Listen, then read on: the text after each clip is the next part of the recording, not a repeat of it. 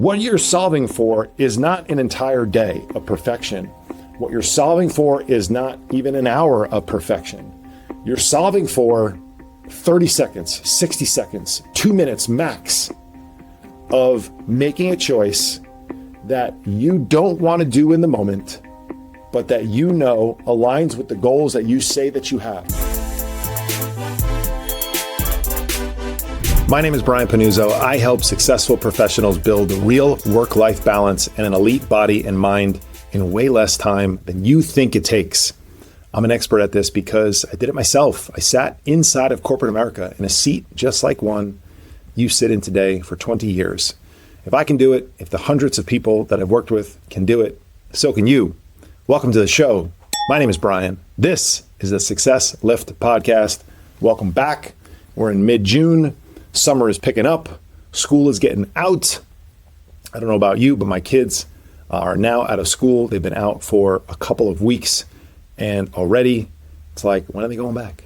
No, I'm just kidding. Love having kids around. Love seeing them more often, but also working on building new routines because they're around more. They need more rides. I'm in the Uber driver stages of my kids' life. My kids do not drive yet, but they are active and they want to go places. They don't just want to hang out at home, which is great, but it involves us juggling schedules around now and changing routines. And changing routines is a constant theme in our life. We have to consistently adapt and get back to what works for us. One benefit for me that I actually experienced for the first time in a while at the time of this recording, when I'm recording this podcast, is I get my 5 a.m. gym sessions back. And for anyone who doesn't wake up and work out before they go to work, you should. Now, if you have a routine, if you're making a ton of money, if you have time during the day, if you can carve it out, if you have energy later in the day, if you don't have a family kids schedule that constantly throws you off track, like most people that I work with do, and you can schedule time for yourself after work on your lunch break, if that still exists, go for it. Do it. Do whatever works for you. But there's something about knocking that first domino down early in your day that creates momentum for yourself. And so I got to experience going back to a routine.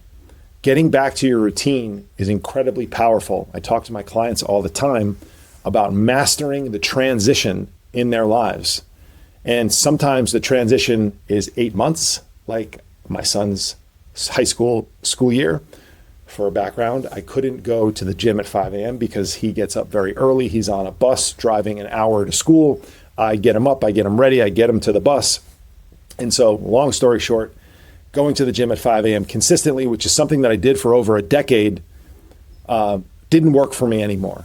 And I thought my routine was going to completely blow me up and cause me to gain 30 pounds and be a fat POS. Just kidding. I didn't think that was going to happen, but I was worried about my routine, and I adapted. I figured it out. I started to schedule it during the middle of my workday. I woke up and I got work done early in my day instead of going to the gym. So I adapted, but I know the power of getting up and attacking your physical body early in the day and how that feeds your mind for the rest of the day. And so I'm looking forward to, for the majority of the summer, there'll still be some days where I get up and I do other things, but for the majority of the summer, getting back to my old schedule, which is waking up, hydrating myself, the 5 W's. Water, wake up early, number 1. Water, number 2. Work. I get a little bit of work done in my business. It makes me feel like I'm touching the business early and moving it forward. So for you, maybe that's not relevant. For you, maybe it is. I don't know. But I get about 15 to 20 minutes of work done early.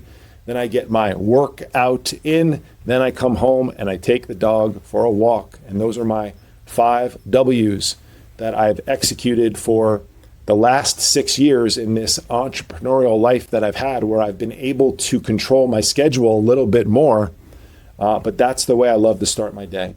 And that doesn't need to be the way you start your day, but you should be starting your day attacking you and scheduling you and doing something that moves the needle for you. In my executive programs, we attack the bookends of our days. the mornings and the evenings, and then we also attack the weekends, because those are the moments that we have the most amount of time in order to dedicate to ourselves. When we walk into the office, we sit down at the desk, we open up the computer, all the chaos starts to happen. And as you know, I don't need to tell you, chaos is happening all around us, on the way to work, after work, on the weekends. But those moments when we're not in the office are typically ones that we are able to protect and guard a little bit more.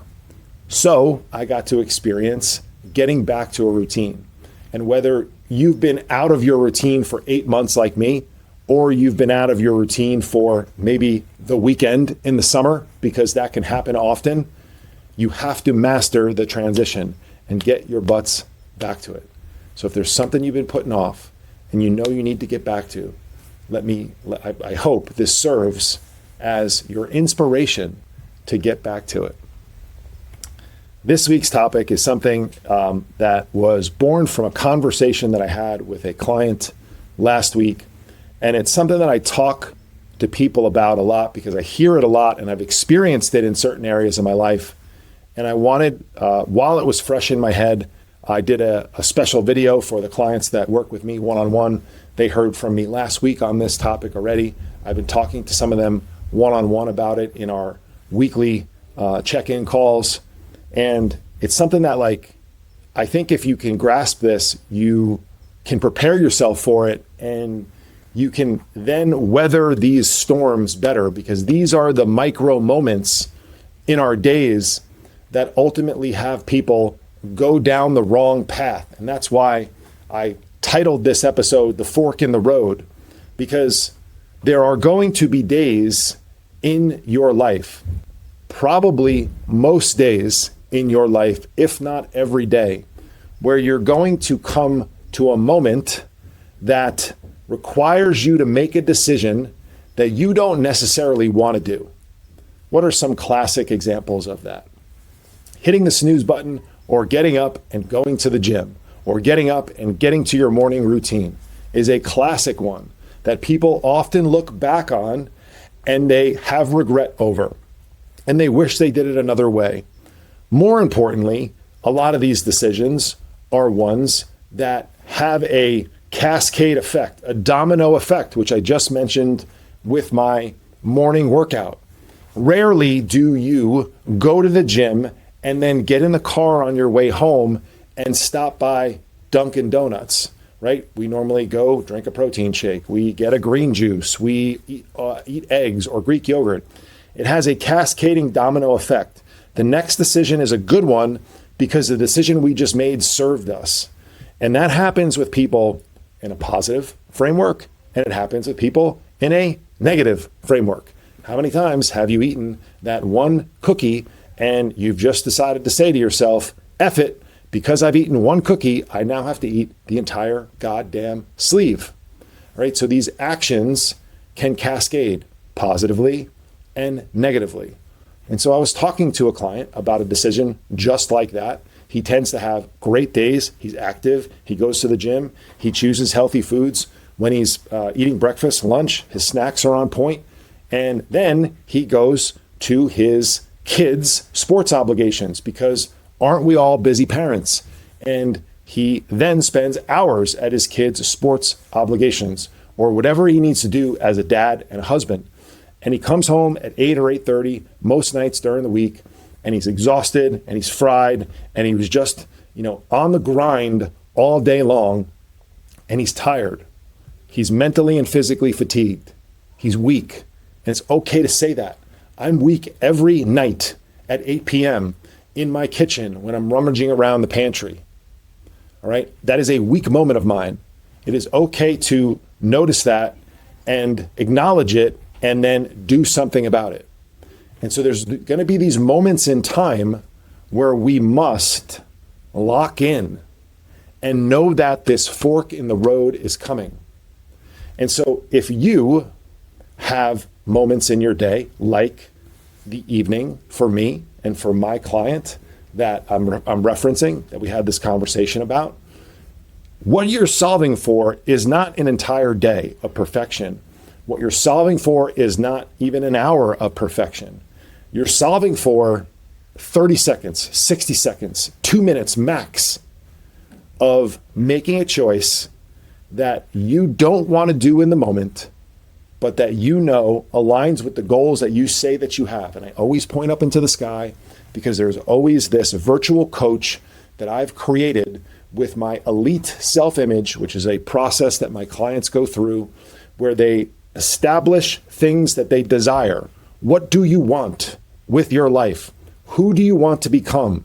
What are the things that you want to do? How do you want to look and feel? Those are the things that you can filter any decision you make through down that tree and say to yourself confidently, this is a choice that aligns with that goal. This is a choice that doesn't align with that goal. And by the way, it doesn't always make it right or wrong. If I have a goal of looking and feeling a certain way physically, right? Ice cream might not align with that goal directly, but now factor in that I have a goal to connect with my kids. Ice cream may align with that goal. And so it's this constant game of Tetris that we're playing, but these are very black and white filters that we can play with. And at no moment in time for my client does going into his pantry and taking down a sleeve of double stuffed Oreos align with, by himself on fucking Tuesday, align with the goals that he has as a individual, physically, as a husband, or as a father. Okay, and so it's an easy way for us to check in real time with our virtual accountability coach, all right? But more importantly, you can't just expect to not desire the Oreos anymore. You can't just expect to not desire to go into the pantry. I'm raising my hand now and start looking for all the food that may or may not have come into the pantry in the last hour. FYI, no new food has come in the pantry in the last hour. That doesn't stop me from checking 6 times between 7:45 and 8:45 p.m. when my ass should be getting ready for bed because I go to bed early. I don't desire those types of things any less.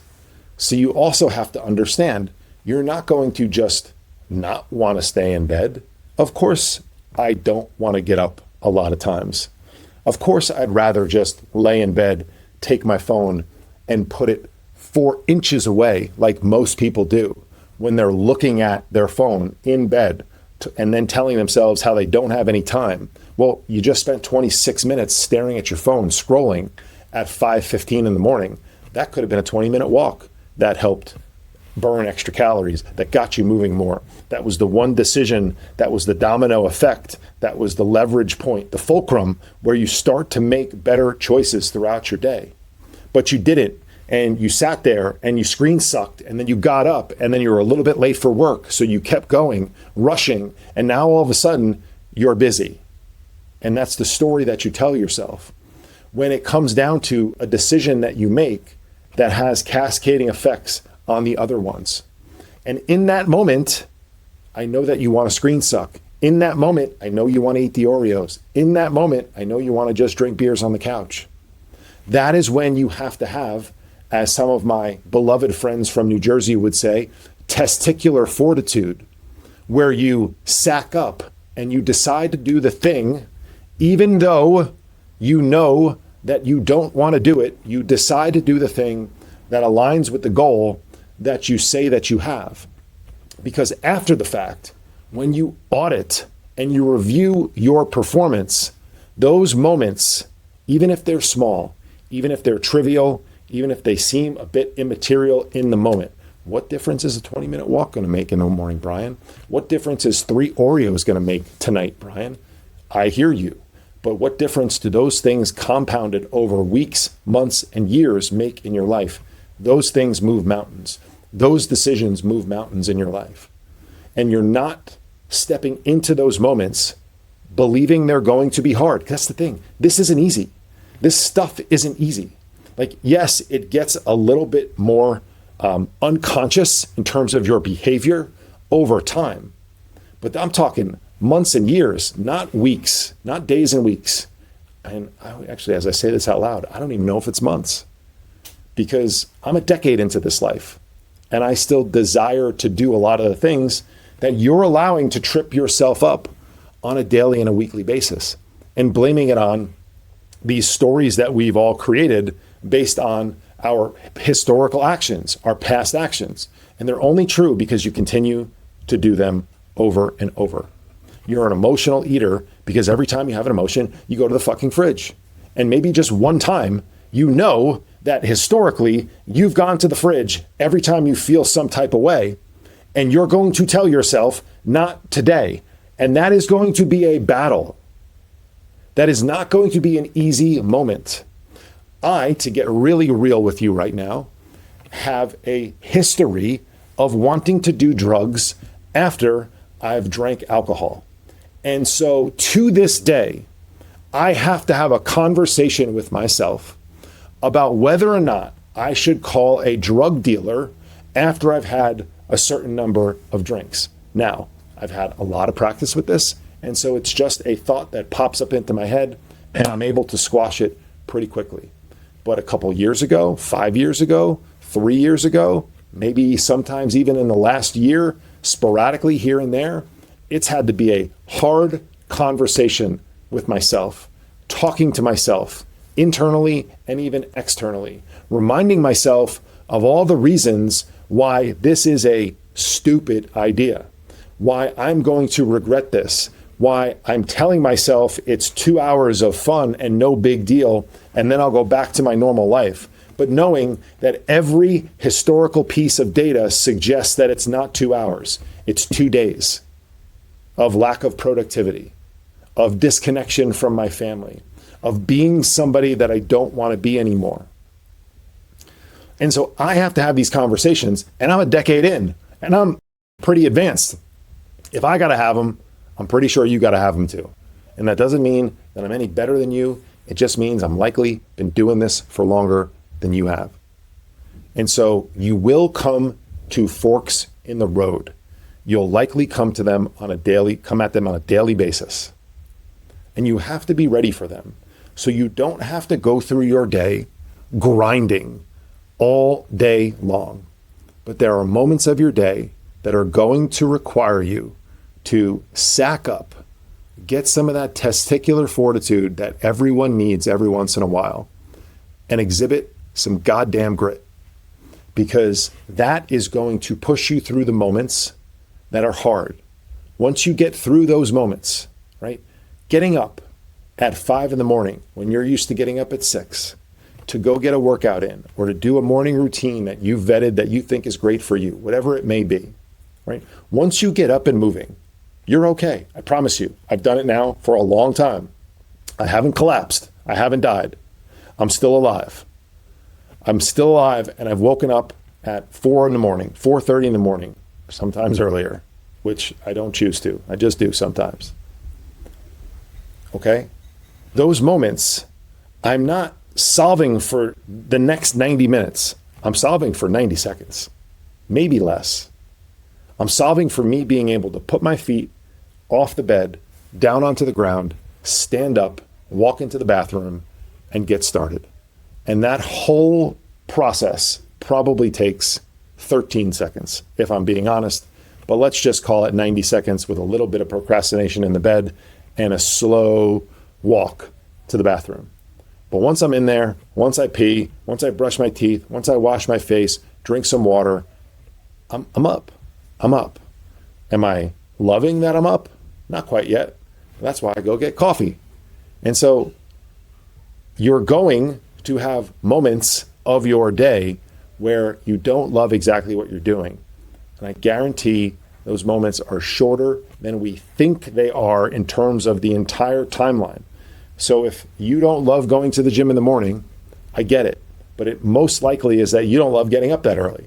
Once you get up that early and you get moving, things get better. Once you get into the gym and get moving, things usually get even better. I'm not saying that you're going to run around fist pumping the entire time in the gym, but we usually don't leave AM workouts feeling worse than when we walked into the gym. It's usually the best we're going to feel, at least if you're training properly. Now, a lot of you aren't, and that's a whole nother conversation. But if you're training properly, you're going to walk out of the gym feeling better. If you're exhibiting the temperance to be able to get the hell out of your kitchen, you're going to walk into the bedroom, get into bed after you brush your teeth and do all your things, and you're getting into bed and you're going to feel better about yourself, as opposed to laying down and internalizing that you just effed it all up again, that you just sabotaged another 16 hours of hard work for 90 seconds of pleasure. Think about that. Would you ever put that trade on? 90 seconds for 16 hours, 3 minutes for 12 hours. That's what you're doing. And so when you come to this fork in the road, you have to be prepared that it's going to be a fight. You're going to want to drift down the wrong path. You're going to go down the wrong path every once in a while. And oh, by the way, if you take 2 or 3 steps down the wrong path, the door's not closed. You can just turn around and start going down the right one. That's hitting the snooze button once and not 6 times. That's 1 Oreo and not 16.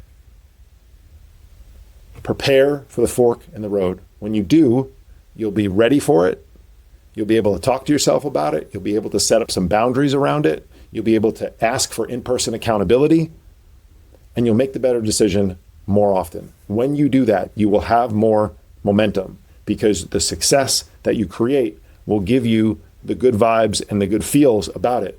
And when you have those good feels and good vibes, you will do more of it. And it's the action ultimately that creates the result in your life. And so you have to be doing the actions, but sometimes you're going to be doing it with grit. Sometimes you're going to be doing it anyway, as I say, just like you probably showed up to work, either today or at some point last week. Appreciate you guys. If this one landed for you and someone else in your life needs to hear it, I would love if you shared. See you back here next week.